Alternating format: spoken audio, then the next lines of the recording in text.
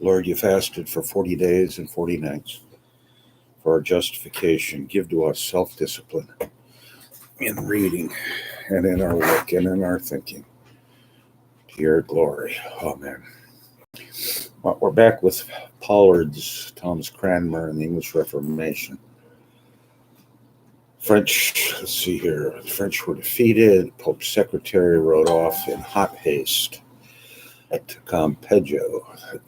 As the emperor was victorious, the cardinal must not on any pretext pronounce a decision without a fresh commission from Rome. He must protract the matter as long as possible. In view of Charles's dominance, the granting of Henry's divorce would mean the utter ruin of the church, as it is entirely within the power of the emperor's servants. Clement himself assured Charles that nothing would be done to the prejudice of his aunt. Campeggio's proceedings in England were thereby merely a farce, intended to divert the English until the final event of the war in Italy should make up Clement's mind. On June 21, 1529, hostilities brought to an end by the crushing defeat of Landriano. The Pope, with an intelligent anticipation of coming events, had declared a few days before that he meant to become an Imperialist and to live and die as such. And in early July, he concluded a family compact with Charles at Barcelona. Clement's nephew was to marry Charles' illegitimate daughter. The tyranny of his family was to be reimposed on Florence, and all towns wrested from the papal estates were to be restored. The Pope, in return, was to quash the proceedings against Catherine. Campeggio was informed beforehand of the Pope's intentions. The case had, however, made considerable progress. And on 23 July, Henry, ignorant of the understanding between Clement and Charles, expected Campeggio to pronounce his sentence. The court was crowded. Campeggio stood up and began to speak. Instead of delivering the judgment, he adjourned the case. By the mass, burst out Suffolk, giving the table a great blow with his hand. Now that I see that old saw is true, that there was never a legate or cardinal that did good in England. The effect of this blow on a man of Henry's choleric temper and boundless self-will may be imagined, but with all his passionate egotism, the king combined a notable power of self-control. No furious outburst on his part seems to have followed the legate's decision, and friends of the Queen vainly flattered themselves that the affair would blow over.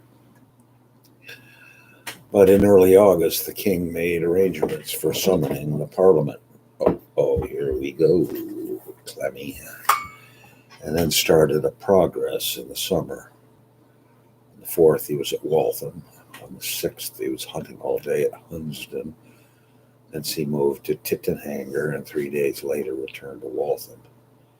He was accompanied by Dr. Edward Fox, his almoner, Stephen Gardiner, his secretary. We got here some footnotes.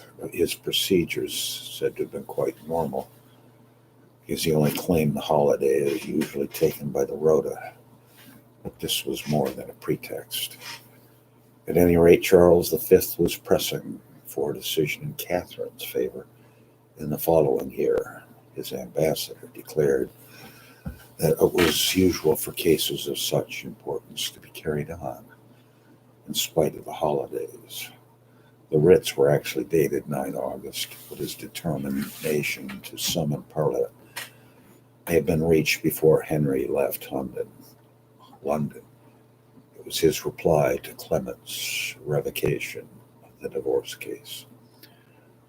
The harbingers quartered Fox and Gardiner in Cressy's house, where Cranmer was staying with Cressy's sons.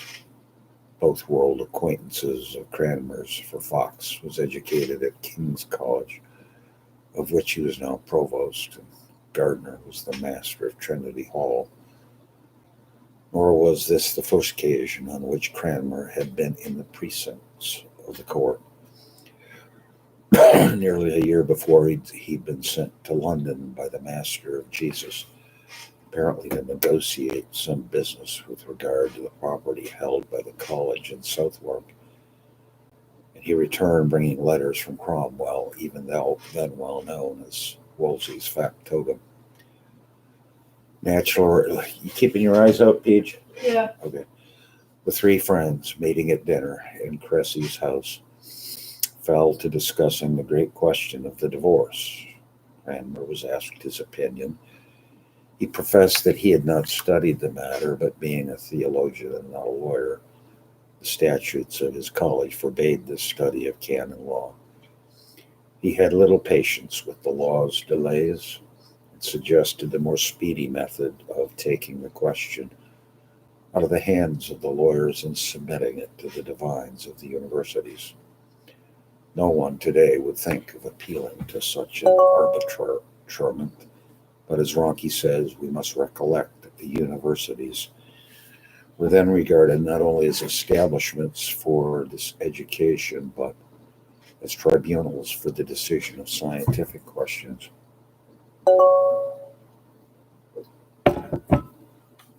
And when Elector Frederick Saxony founded Wittenberg in 1502, he declared that he and all the neighborhood would resort to it as to an oracle. To these oracles, Cranmer now proposed an appeal. They were indeed the only tribunals, apart from the papacy, to whose verdict any respect would be shown. The popes of a previous generation had practically destroyed the authority of general councils, and the papacy was now the handmaid of Charles V. The anarchy in Christendom inevitably encouraged separatist tendencies, but it will at least give the appearance of moral justification to individual action on the part of the English Church, if the universities approved of the grounds on which it acted.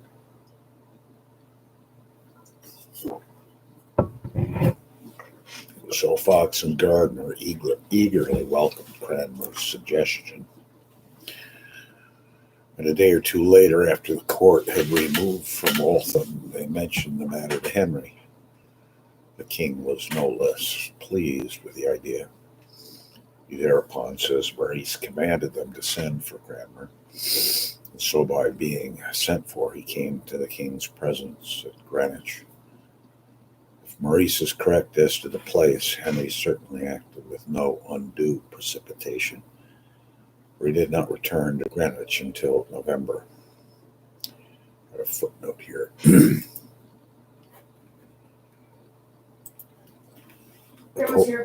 According to a more doubtful version of Cranmer's advice, he declared that if the king rightly understood his own office, this is from his daily life of Fisher, neither the Pope nor any potentate whatsoever, neither in causes civil nor ecclesiastical, have anything to do with him or his actions within his realm, but he himself under God hath the supreme government of his land and causes. There's an ex post facto flavor about the story, and it rests on no contemporary authority. When the meeting of the Parliament ordered his presence in London necessary, he had other matters to occupy him, and the interval saw the fall of Wolsey and the preparation of those parliamentary measures which began the subjection of the Church of England to the royal supremacy and its consequent separation from Rome.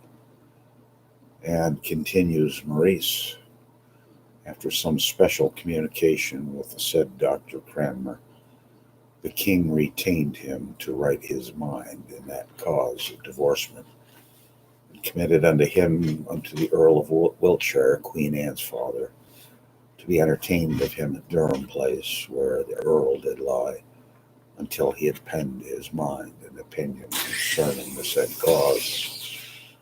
With this task, Cranmer was busy during December and January, and he is no doubt a wonderfully virtuous and wise man, by whose counsels the king then described himself as being encouraged. Other steps were promptly taken to carry out his advice, and in November, Dr. Richard Croke, great Greek scholar, was sent to Italy to ransack libraries for writings which would tell in Henry's favor and secure the adhesion of noted doctors in the universities. As soon as Cranmer's book was completed, it was circulated, apparently in manuscript, among the leading dons of Cambridge. Footnote here. It is interesting to compare Fox's account, volume 8, page 7, with his authority, Narratives of Reformation, page 242. Thus, Maurice's by and by becomes in Fox the next day, when the king removed to Greenwich, although in reality there intervened a month's residence at Windsor. He was sent down to reinforce by word of mouth the arguments of his pen. Both methods met with success, and one day he is said to have converted 6 or 7 learned men who had hitherto been opposed to the divorce.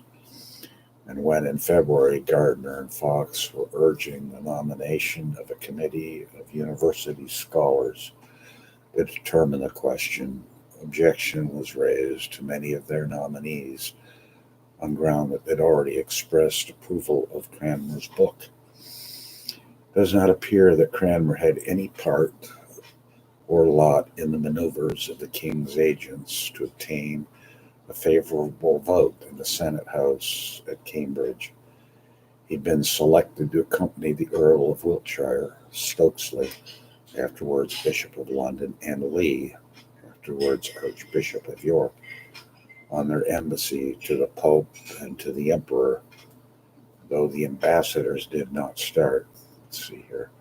Some footnotes. I find no mention of the book having been printed. Script suggests that the treatise on the divorce in cotton manuscripts, Vespasian, which is signed by Cranmer, is his original work. Pocock agrees with Script's signature. Thomas Contuariensis could not have been written before 1533. There's no evidence that Cranmer ever was a chaplain to Anne Boleyn or her father, or that he was acquainted with the family before Henry VIII quartered him on the Earl of Durham Place.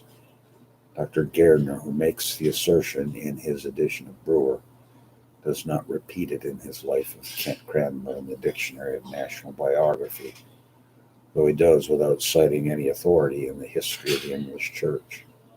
He has himself pointed out Brewer's error in supposing that Cranmer was the Earl's chaplain, who was employed in the divorce question 1527-28. The chaplain in question was John Barrow, possibly brother of the Bishop of St. David's.